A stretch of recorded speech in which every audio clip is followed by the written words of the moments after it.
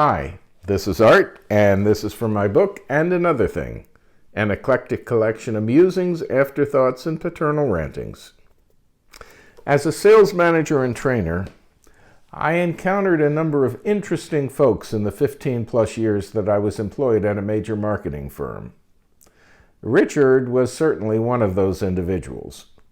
Richard seemed like a nice enough fellow.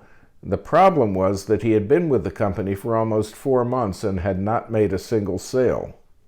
For his own good, and for ours, it was time to let Richard go.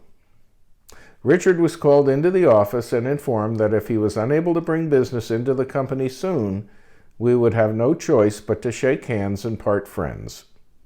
Richard said that he understood completely and would work very hard in the next few days to become successful at the job. 3 days later, Richard walked into the office with not one, but 2 large sales. We thought, gee, we should have threatened Richard sooner. The truth is that this sort of thing is not that unusual. In the direct sales profession, it's oftentimes simply the luck of the draw, and oftentimes success is just around the corner from devastating failure. Perhaps it was my suspicious nature, perhaps it was my observation of Richard over the past months, or perhaps it was just a feeling, but I found myself examining these 2 contracts far more closely than I normally would have. There was nothing odd about the transactions, nothing out of place. They were almost too normal, too white bread, if you will.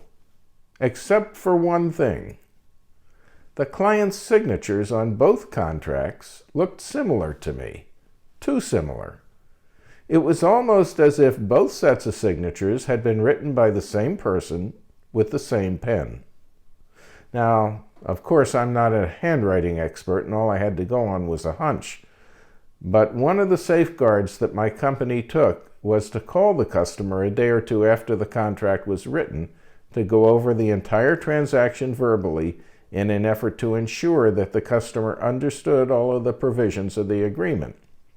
The customer's permission was obtained to record these calls, and the recording was kept as a permanent part of the customer's file. I had listened to a few of these recordings on occasion, so I understood the process. As the days passed and my suspicions about Richard grew, I decided to listen to the recordings on Richard's 2 sales, which, by this time, he had already been paid a hefty commission for. On one hand, I was hoping that listening to the recordings would allay my suspicions and put the matter to rest. But what I heard just made me all the more suspicious. Not only did the customer's voice on both recordings sound like the same person, they both sounded like Richard. It was almost as if there had been no attempt to pretend that this person was trying to disguise his voice. How could someone who was trying to embezzle money from his company be so inept? I was now convinced that Richard had written phony contracts for the purpose of saving his job and getting paid commission. But I had no proof, none. At least I now understood the kind of person I was dealing with, and I knew it wouldn't be hard to catch him in another lie, something that would allow me to justify his firing. That evening, I called my boss to tell him that I'd be firing Richard the next day. Richard came into the office the next morning at the usual time and turned in his activity sheet from the night before. I took the activity sheet into my office and closed the door. Richard's activity sheet showed 3 appointments, resulting in 2 presentations. The 3rd appointment showed that no one was home.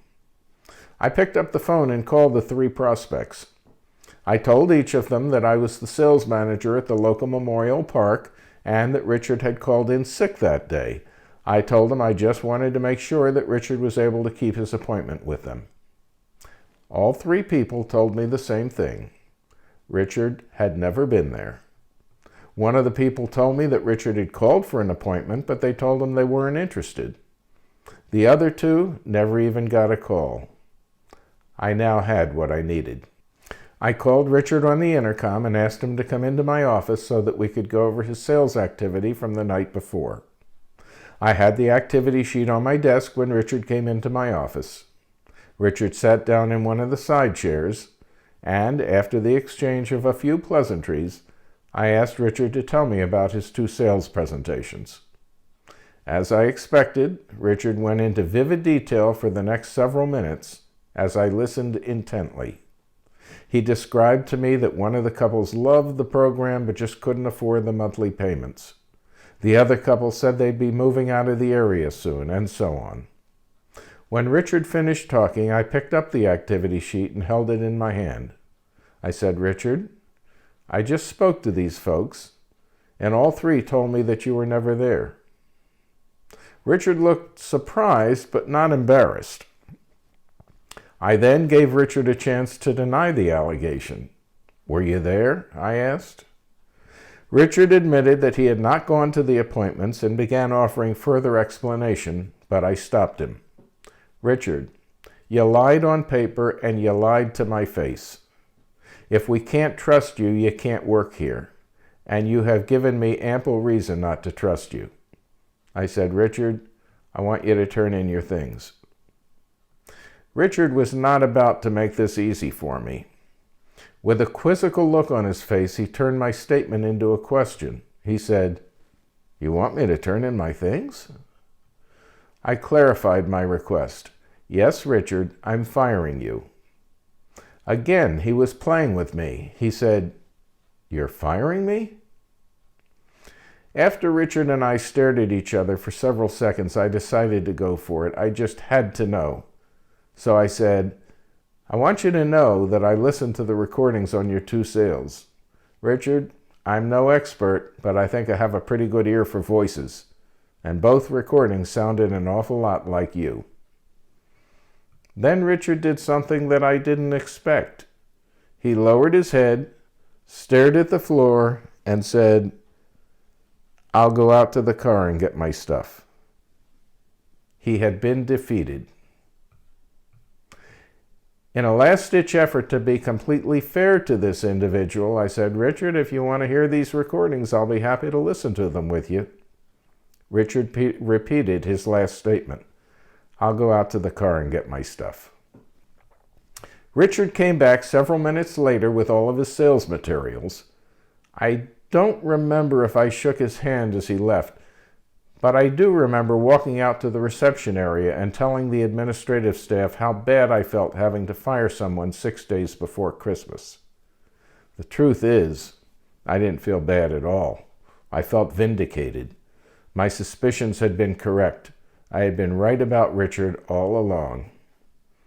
Several weeks later, after receiving a strongly worded letter from our corporate attorney, Richard sent us a letter of apology in which he admitted to everything and enclosed a cashier's check for the full amount of the commissions he had been paid. Now, I've only been required to fire a handful of people in my career, and usually it's a pretty painful process. In the world of business, it's probably one of the worst things one is required to do as a boss. But in Richard's case, it wasn't painful at all. Richard was a thief, and he had abused the trust of everyone in that company. If he hadn't been stopped, he could have done serious financial damage, and I felt personally violated by his actions. Richard could have, and in my opinion should have, gone to jail. Thanks for watching. And by the way, if you like my vlogs, you can become a subscriber at the bottom of your screen. It's free, and it'll help me out.